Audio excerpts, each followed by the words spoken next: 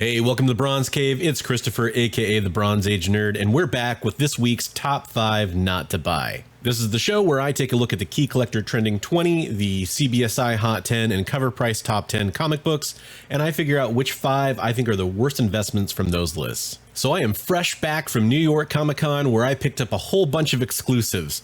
Wait a minute, I didn't do any of that because I didn't buy any New York City Comic Con exclusives. You're going to see a couple of those on this list. Keep that in mind. I just basically wasn't too hot on any of the exclusives that were up for offer at this con. Some of them will perform well, but most of them I think are going to be a loser for people that are looking to speculate and invest on these books that weren't at the show, buying them to flip. At number 5 on the list, we have The Boys. Number 3, Ariel Diaz, New York City Comic Con exclusive. This is a Virgin variant, limited to 250 copies. No problems with this cover. I think it's an amazing cover, but there's a lot of really cool Homelander Virgin variants out there. I don't know that the market's really going to sustain this. It is another reprint of The Boys. I'm really wondering if this is kind of one of those things where we see an emulation style for the Kirkham variants for Invincible, and we see it kind of start to peter out. I think Invincible has a little bit more legs to it than The Boys does. The Boys has been on TV for a few years. I just don't see it panning out for this one. At number 4 on the list, we have Batman 128. This is the Tiago da Silva variant for New York City Comic Con, and it is a pretty cool book. But again, I don't see this really being a thing that people are going to want to chase down later on. It's going to be hot for a minute, 6 months down the road. Let's see where this one's at, because I don't think there's anything key that happens in Batman 128. If this was like a first fail-safe kind of a thing, we might see it be a little bit more interesting. I think this one's going to peter out. At number 3 on the list, we have Iron Man 225. This is the first part of Armor Wars. This book has shown up on some spec lists for a while. I think if you bought this on the low a little while ago, you're definitely better off than buying it now. We know Armor Wars is now going to be a movie and not a TV show, so that's probably the reason we're seeing some movement on this book. But look, the first part of a story arc is generally not something that really holds a lot of value. And if that movie comes out, unless it's amazing, and really, who expects it to be amazing? I think it's going to be kind of just another Marvel movie, most likely. I hope it's better, but hey, why would this do better than any of the characters we might see in that series? There's a lot of stuff they could bring in for Armor Wars, but I don't know that the storyline itself is really what's going to get speculators excited down the road. Remember, when it comes to speculation, when you're kind of planting those seeds and you're trying to reap the rewards down the road, what you're really wanting is for those speculators that are further into the future to want to buy into that book.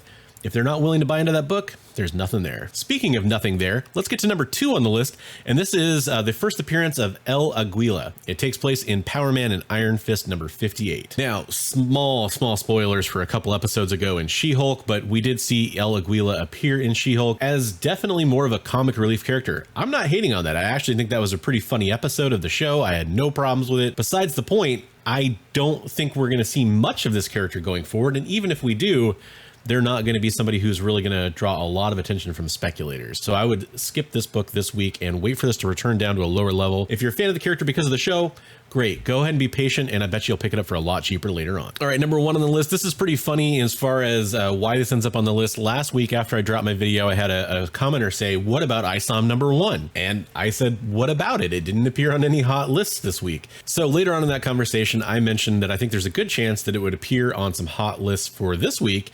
And I was right, it did. And because of that, I'm going to go ahead and take a look at the inflated eBay prices right now and really start to question whether or not this is something we're going to see any kind of staying power with. Now, I don't really want to get into anything to do with this book itself and the creation of it, other than it is essentially a crowd-funded book, right? This is the people that have supported this creator want to support this book for a variety of reasons. And they've done that. By and large, they've already done that. And unless we see, it's the Rippaverse, unless we see that take off big time for years and years and years to come, I don't think we're going to see long-term value with this book, because a lot of people that wanted it already have it in their hands because they supported the creator that they enjoy. There is nothing wrong with that. I actually encourage people, if you enjoy a creator out there, absolutely support them. Now, being on the content creation side, I can tell you that's a huge deal. Like, if you support what a creator does and you support how they do it, definitely try to show them your support, because that's what's going to encourage them to keep doing it.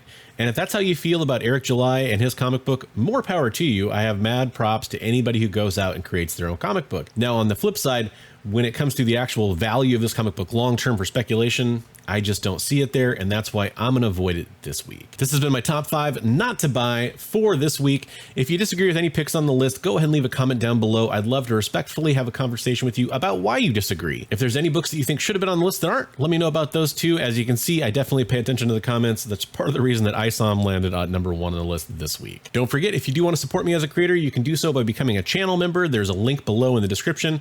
There's also lots of links there to save you money on things like comic book supplies, cleaning and pressing, comic books, all kinds of stuff. Definitely check those out. And I want to thank all of my channel members that help support and make this video. I really appreciate that. Thank you so much. They do get entered for a chance to win some free comic books every month, and I definitely love giving back to those people that support me. Thank you so much, and I hope you enjoyed this video. Have a great one, and until next time, I want to remind you, as always, hey, hey, hey, hey.